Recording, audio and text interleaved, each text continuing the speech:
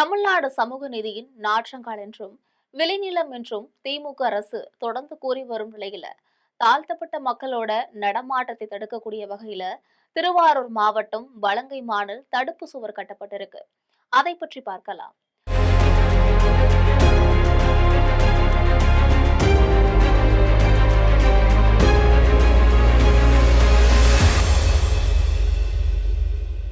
திருவாரூர் மாவட்டம் வலங்கைமான் பேரூராட்சியின் 14வது வார்டில் இருக்கக்கூடிய கோவில்பத்தில் 3 ஆண்டுகளுக்கு முன்னர் 10 அடி உயரமும் 200 மீட்டர் நீளமும் கொண்ட சுவர் ஒன்று கட்டப்பட்டிருக்கு.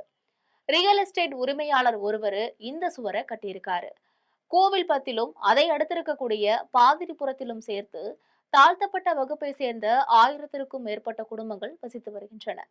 அவர்கள் பயன்படுத்தி வந்திருக்கக்கூடிய சாலைக்கு நடுவே இந்த சுவர் கட்டப்பட்டிருக்கு. முதல்ல அந்த சுவருக்கு நடுவில் அவர்கள் செல்ல ஒரு சிறிய வழி இருந்திருக்கு.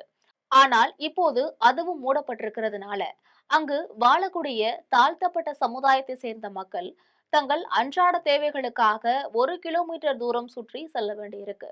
தாழ்த்தப்பட்ட மக்கள் எளிதாக வந்து செல்லக்கூடிய பகுதியாக இருந்தால் இடத்தின் மதிப்பு குறையும் என்பதால ரியல் எஸ்டேட் உரிமையாளர் அந்த சுவரை கட்டியிருக்காரு.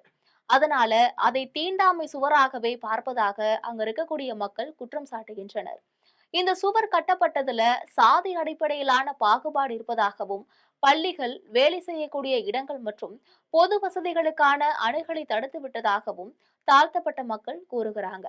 சுவர் கட்டப்பட்ட பிறகும் தாங்கள் செல்ல ஒரு சிறிய வழி இருந்ததாகவும், அந்த சுவற்றில் ஒரு திருட்டு நடந்த பிறகு அந்த பாதை முழுவதுமாக மூடப்பட்டதாகவும் கூறப்படுகிறது. யாரோ செய்த ஒரு திருட்டுக்காக தாங்கள் அனைவரும் ஏன் தண்டிக்கப்பட வேண்டும் என்று அங்க இருக்கக்கூடிய மக்கள் கேள்வி எழுப்புறாங்க.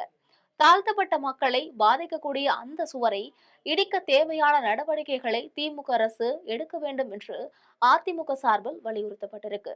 இல்லாவிட்டால் அதிமுக சார்பில் போராட்டம் நடத்தப்படும் என்றும் அறிவிக்கப்பட்டுள்ளது.